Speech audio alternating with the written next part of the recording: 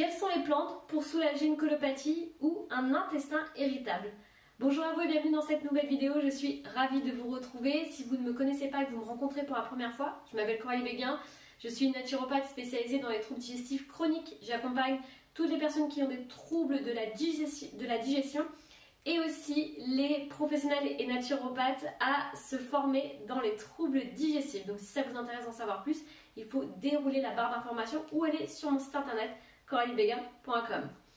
J'espère en tout cas que vous allez bien, je suis vraiment hyper contente de vous faire cette vidéo, je sais qu'elle a été beaucoup attendue puisqu'on va parler des remèdes naturels pour soulager les problématiques liées à la colopathie, à l'intestin irritable ou encore les désagréments qu'on peut rencontrer à la suite d'une mauvaise digestion comme des ballonnements, des lourdeurs, l'alternance constipation-diarrhée ou de la diarrhée ou encore la sensation que le système digestif ne fonctionne pas bien et qu'il fonctionne au ralenti. Alors dans les personnes que j'ai pu accompagner, et notamment les personnes qui me posent beaucoup de questions à travers Instagram ou encore YouTube dans les commentaires, et d'ailleurs je vous remercie vraiment du fond du cœur pour vos messages à chaque fois et les commentaires que vous me laissez, parce que ça me nourrit, ça me permet aussi de vous apporter plus de contenu et de vous aider à avancer dans vos troubles digestifs.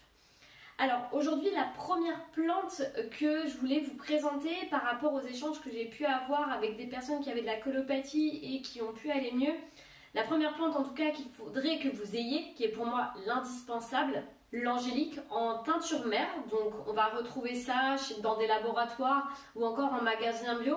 L'angélique c'est vraiment la plante dédiée au ballonnement et aux troubles digestifs, liés à l'alimentation. En fait l'angélique j'aime beaucoup parce qu'elle est très efficace dans tout ce qui est ballonnement, mais aussi dans des troubles digestifs. Vous savez quand vous avez le transit qui est un peu ralenti, qui va être affaibli parce que vous avez eu une infection.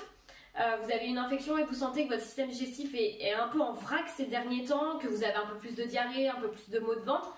Donc elle va être adaptée pour les personnes qui ont le transit fragile et aussi elle va aider les personnes qui ont des troubles digestifs mais liés à l'anxiété, liés vraiment à l'anxiété, au stress qu'on peut vivre. Vous savez souvent, moi je vois dans les consultations et dans les séances, les gens me disent voilà, j'ai tellement eu des problématiques de digestion que maintenant j'ai la trouille en fait de ne pas avoir de toilette à proximité. Dès que je vais promener mon chien ou dès que je vais faire une randonnée ou dès que je vais faire un petit footing ou autre, en fait ça accélère mon transit, j'ai peur et du coup je me retrouve comme ça dans la nature et je me dis mais je vais quand même pas aller aux toilettes comme ça dans la nature. Et c'est vrai que c'est stressant parce que en fait il y a eu un moment quand on a beaucoup de troubles digestifs et qu'on a cette diarrhée ou des maux de ventre à répétition, en fait on en devient angoissé à l'idée de puer de chez soi, on en devient angoissé à l'idée de partir en vacances, d'être invité chez des amis, d'aller au restaurant, parce qu'à chaque fois on se dit mais si les toilettes c'est pas propre, je vais pas pouvoir y aller, si j'ai mal de ventre et que j'ai rien, je vais passer une soirée horrible, en plus s'il faut que je force mon conjoint à rentrer rapidement à la maison, ça je vais gâcher la soirée, et donc en fait on se retrouve aussi à être isolé quand on a des problématiques de digestion. Il y a des choses qu'on se prive, il y a des choses qu'on ne fait plus du tout parce qu'on se dit la moindre chose qui va pas être normale entre guillemets, dans le sens où je vais pas trouver de toilette, je suis pas chez moi, mais en fait ça génère encore plus un stress pour vous et pour la personne, et peut-être que vous êtes concerné par ce type de choses. Et je me souviens notamment d'une dame qui m'avait parlé de ça en consultation et ça m'avait vraiment choquée, mais dans le sens où je me suis dit quand on a des troubles digestifs, en fait on parle beaucoup de la sphère de la digestion, mais en fait on se rend pas compte aussi l'impact que ça a en termes émotionnels et en termes de vie sociale. Cette dame en fait elle m'expliquait que souvent quand elle allait faire ses courses, elle était obligée en fait de faire son itinéraire par rapport à ses troubles de ventre. En fait à chaque fois qu'elle prenait son caddie et qu'elle faisait le tour de l'hypermarché, elle était obligée de terminer ses courses par le frais et de le congeler, parce qu'en fait au moment où elle arrivait dans ce rayon, les rayons étaient tellement froids que ça lui déclenchait quasiment instantanément une diarrhée. Et elle m'expliquait qu'elle avait 5 minutes chrono en main pour faire les rayons et ensuite laisser son caddie à son mari pour qu'il fasse la queue et elle qu'elle aille aux toilettes dans l'hypermarché. Et elle me disait franchement c'est invivable. Elle m'a dit au début, avant que j'ai cette colopathie, en fait moi je faisais mes courses et je me suis retrouvée dans le rayon à abandonner le caddie comme ça en plein hypermarché parce que j'étais mal en fait, j'ai dû courir à la voiture et me dépêcher d'arriver chez moi parce que je pouvais plus me retenir en fait, et c'était horrible. Et en fait, on se rend pas compte à quel point les troubles digestifs, c'est pas que l'aspect du ventre, c'est aussi tout l'aspect émotionnel, la vie sociale, la vie quotidienne, les repas, l'alcool, etc. Tous les moments où normalement c'est censé être en joie, on se pose pas de questions. Bah, à chaque fois qu'on a des problématiques de digestion, on se pose la question. Donc l'angélique, ça va être une super plante que vous pouvez prendre de manière préventive dans le sens où si vous avez fait trop d'excès, vous avez des petits maux de ventre, etc. Mais aussi si vous êtes déjà atteint de colopathie ou d'intestin irritable. Au niveau des dosages, moi je vous recommande le laboratoire Herbiolis avec qui je travaille. Alors je vous recommande ce laboratoire parce que je connais la plante, je connais la façon dont il fonctionne et qu'il travaille. Après, encore une fois, libre à vous de prendre, que vous pouvez très bien prendre la gémothérapie en magasin bio, sur internet, peu importe. Moi je vous recommande juste, là le dosage que je vais vous donner, c'est vraiment le dosage de chez Herbiolis. Donc si vous changez de plante, attention à bien lire l'étiquette, à bien voir au niveau du dosage. Donc en général sur la gémothérapie, s'il n'y a pas de contre-indication, ça vous assurez bien qu'il n'y a pas de contre-indication sur l'angélique, notamment pour les femmes enceintes, les femmes allaitantes et les femmes qui veulent tomber enceintes, l'angélique est très fortement déconseillée, voire même interdite puisque c'est une plante abortive. Donc si on n'a pas d'allergie, pas de contre-indication au niveau de l'angélique, et bien dans ces cas-là on pourra prendre 15 gouttes matin et soir dans un fond d'eau avant les repas, 15 minutes avant, et on pourra prendre ça sous une cure de 1 mois. Sous 1 mois on voit déjà ce que ça donne, on fait un point. Et bien si ça a bien aidé, on n'est pas obligé de renouveler. Si on sent qu'on a un petit peu besoin encore d'aide, on pourra renouveler jusque 3 mois avec obligatoirement un arrêt d'1 mois une fois que vous avez fait une cure de gémothérapie de 3 mois. La deuxième plante également que je voulais vous présenter et que j'aime beaucoup, c'est la mélisse. Alors la mélisse, elle est connue dans la phytothérapie pour son action spécifique antispasmodique. Donc elle va donc permettre d'éviter de ralentir les troubles de la digestion basse, mais aussi elle va avoir un impact sur tout ce qui va être troubles gastro-œsophagiens, donc les petites brûlures, les sensations de mal digéré, les lourdeurs. Donc la mélisse va vraiment être une aide par rapport à ça. Et en plus, elle travaille sur tout ce qui est inconfort au niveau du sommeil et du stress.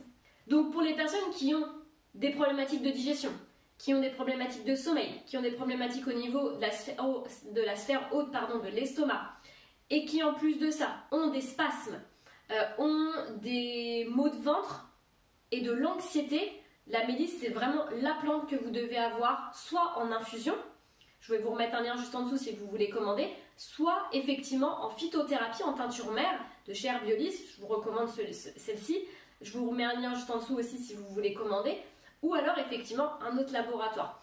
Mais c'est vrai que la mélisse, moi j'aime beaucoup l'utiliser chez les personnes, comme je vous ai dit, anxiété, je cogite beaucoup, je suis stressée, j'ai des problématiques de digestion, j'ai des spasmes, j'ai de la nausée également, ça marche beaucoup aussi sur les personnes qui ont des nausées hors grossesse et le fait de tomber enceinte, bien évidemment. Et à partir du moment où j'ai pas de contre-indication sur la mélisse, et bien pourquoi pas partir comme l'angélique sur une cure de 1 mois avec une semaine d'arrêt, et puis si on sent que ça nous a fait du bien et on aimerait continuer, dans ces cas-là, 3 mois, et puis avec obligatoirement un arrêt de 1 mois. Je vous invite vraiment sur les contre-indications à consulter pour chaque plante pour voir si vous n'avez pas de contre-indications, notamment si vous prenez des anticoagulants, si vous avez des traitements type chimiothérapie, des traitements qui sont assez lourds. Je vous conseille vivement de vous tourner, de voir avec votre médecin, d'appeler le laboratoire et de vraiment faire le point avec eux, puisque en fonction des médicaments que vous pouvez prendre, il peut y avoir certaines interactions avec des plantes et donc on évite ce type de désagrément. Troisième plante également que je vous recommande si vous avez de la colopathie, de l'intestin irritable, eh bien c'est le fameux romarin. Alors le romarin est très connu puisqu'on s'en sert beaucoup en cuisine. C'est une plante qu'on adore pour son odeur. On s'en sert beaucoup dans le sud de la France aussi, mais aussi dans le nord, dans les plats.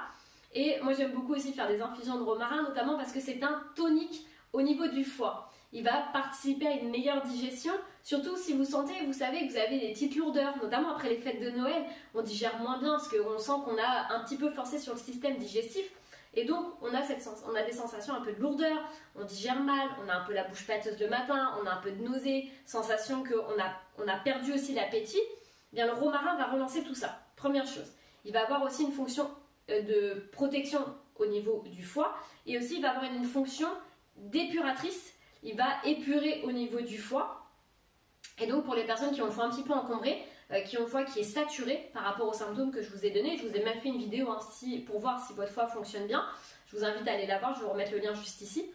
Et effectivement, dans ces cas-là, vous pouvez prendre aussi le romarin. Alors vous pouvez combiner les 3 plantes ou en faire une ou 2 maxi, c'est pas la peine non plus d'en faire 5. Après vous pouvez très bien combiner des flacons en teinture mère ou en gémothérapie et prendre une infusion d'une plante pour vous aider. Et puis le romarin aussi, c'est un puissant rééquilibrant du système nerveux, et donc pour toutes les personnes qui ont des angoisses, du stress, qui ont aussi du mal à dormir, qui sont beaucoup dans la colère, parce que on sait que le foie c'est l'organe de la colère, et si vous êtes beaucoup dans la colère, eh bien votre foie va être énormément impacté. Il va être énormément impacté, et donc on va se faire ce qu'on appelle de la bile, on va mal digérer les graisses, on va avoir un ralentissement au niveau de l'absorption de certaines vitamines, donc des carences qui peuvent s'installer. On peut avoir aussi des diarrhées qui peuvent arriver, et puis surtout beaucoup de maux de tête et des hémorroïdes, puisque le circuit des maux de tête, enfin les symptômes des maux de tête et les symptômes des hémorroïdes sont vraiment liés à la fonction hépatique, donc à la fonction du foie et notamment de votre circulation sanguine. Le corps humain c'est un tout, et si votre foie, on va dire, il déconne, même si j'aime pas trop ce mot-là, mais en tout cas si il a du mal à fonctionner, on se dit souvent oui mais moi mon foie il va pas bien, il déconne, il digère pas bien, ça digère pas bien les graisses, etc. Mais en fait c'est pas que l'organe il va pas bien, c'est que souvent c'est tout un ensemble, et peut-être que déjà votre système digestif est déjà à saturation et que l'organe qui sort le symptôme, bah, c'est le foie entre guillemets, ou ça peut être la peau, parce que déjà à l'intérieur il y a déjà un problème il y a déjà une problématique au niveau de la digestion. Donc pour moi le foie ça va être l'organe phare, celui qu'il faut vraiment soulager, aider, parce qu'en fait c'est l'organe qui souffre en silence. On n'a jamais mal au foie. Enfin, si on peut avoir mal au foie, mais ça veut dire qu'il est déjà un petit peu trop tard quand on commence à palper, quand on voit dans les analyses de sang que le foie va pas bien. En général, le médecin va vous dire, voilà, c'est pas bon signe. Donc on n'a jamais mal du côté droit en se disant, oh, j'ai mal au foie, je suis pas bien. On va plus avoir des symptômes du type nausée, écœurement, maux de tête, hémorroïdes, sensation de ne pas bien digérer les graisses, sensation de ne pas être bien, d'avoir de la fatigue hépatique, je dors mais je récupère pas. Donc toutes ces choses-là qui sont liées au foie. Mais ça, non, on ne l'identifie pas comme tel. Hein. Je veux dire, dans la société, on ne se dit pas j'ai mal à la tête, c'est mon foie qui va pas bien. Ça marche pas comme ça. On se dit j'ai mal à la tête, je prends un cachet, un Doliprane et hop, ça passe.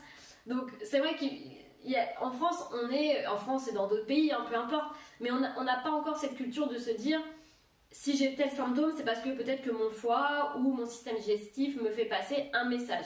Et d'ailleurs, dans le foie, quand le foie est à saturation, qu'il est dépassé, bah, il faut bien comprendre que votre système digestif, c'est qu'il est déjà dépassé aussi. Puisque avant même que le foie soit dans le travail, en travail et en épuration, bah, c'est déjà parce que le sang, en fait, passe par ce qu'on appelle la veine porte, et que le sang qui est chargé en nutriments et en toxines, s'il y a trop de toxines, trop de travail au niveau du système digestif qui n'a pas été fait de la part de l'estomac et de l'intestin, et donc votre foie en fait il va se dire bah moi j'essaie de travailler mais je peux pas faire plus avec le manque d'activité physique, le manque de sommeil, le manque d'une alimentation qui soit digeste, assimilable et naturelle. Au bout d'un moment votre foie il va vous dire moi je jette l'éponge, et donc il y a des symptômes qui apparaissent.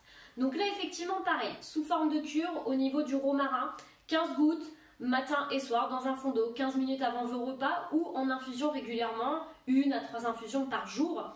Je vous conseille, pour les personnes qui ont le foie qui est fortement intoxiqué, vous sentez, comme je vous ai cité au niveau des symptômes, ne commencez pas par des doses de 15 gouttes matin et soir. Commencez d'abord par du 5 gouttes matin et soir et vous augmentez progressivement, parce que le gros problème c'est que si vous détoxifiez trop d'un coup, ben vous allez avoir des effets, ce qu'on appelle, vos émonctoires vont se remettre en action, et ils vont donc détoxifier vos émonctoires, ce qu'on appelle, hein, donc l'intestin, la peau, le foie, les reins, et du coup vous allez vous retrouver avec des boutons, des choses qui vont sortir, et ça va pas forcément être très agréable.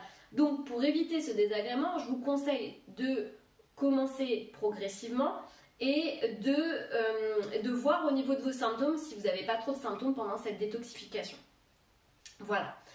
Si vous avez envie d'aller plus loin, il y a un e-book que j'ai écrit avec les 5 piliers de santé pour se réapproprier son corps et sa santé, qui est tiré de mon expérience en tant que naturopathe. C'est un e-book qui est offert, qui est gratuit, qui est dans ma barre d'informations, qui va encore vous amener plus loin pour vous aider vraiment à comprendre vos troubles, pour vous réapproprier votre corps et votre santé. et c'est tiré voilà, de mon expérience. Donc c'est gratuit, vous pouvez le télécharger juste en dessous dans la barre d'informations de YouTube. J'espère en tout cas que cette vidéo vous a plu. N'hésitez pas à mettre un petit commentaire, à mettre un petit pouce bleu, un petit like. Dites-moi en commentaire s'il y a des plantes que vous allez tester, s'il y a des plantes que vous connaissiez déjà, que vous avez déjà testé. Dites-moi un petit peu ce qu'il en est. J'ai envie de savoir un petit peu vos retours par rapport à ça. En tout cas, n'oubliez pas de me rejoindre sur Facebook, Instagram, YouTube. Et si vous avez envie d'aller plus loin, n'hésitez pas à aller voir du côté des formations en ligne. Vous avez différentes formations en ligne qui sont ouvertes. 21 jours pour arrêter définitivement les ballonnements et le ventre gonflé. Vous avez la formation spéciale soulager les maux en tant que rectocolite hémorragique et maladie de Crohn. Vous avez la formation aussi pour la colopathie et l'intestin irritable. Et vous avez également la formation qui est dédiée pour les pros et thérapeutes pour se spécialiser, se former dans les troubles digestifs. Et puis également, si après vous avez envie de faire des ateliers, il y a des ateliers qui sont mensuels avec des thématiques précises comme l'atelier des maux de ventre pour les enfants et troubles ORL chroniques, ou encore l'atelier sur les troubles de la peau, ou encore l'atelier sur la détoxification du foie. Et ça, si ça vous intéresse, eh bien tout est sur mon site internet coraliebéguin.com. En tout cas, moi je vous embrasse, prenez bien soin de vous, n'oubliez pas de passer à l'action. Et encore une fois, les compléments alimentaires, c'est toujours une aide, jamais une béquille. Donc c'est intéressant pour se booster, passer à l'action, soulager, mais jamais si on est sur du long terme. Et le but c'est de se remettre en mouvement, de comprendre, de se réapproprier ses piliers de santé, de faire ce qu'il faut, de mieux dormir, de mieux s'alimenter, de faire un peu plus de sport, de se mettre un peu plus en mouvement, de vivre aussi sa vie comme on a envie, parce que d'être toujours dans les contraintes, dans l'émotion, ben en fait c'est des choses néfastes pour votre corps et malheureusement ça peut aussi créer des troubles digestifs. En tout cas, moi je vous embrasse, prenez bien soin de vous et à très vite.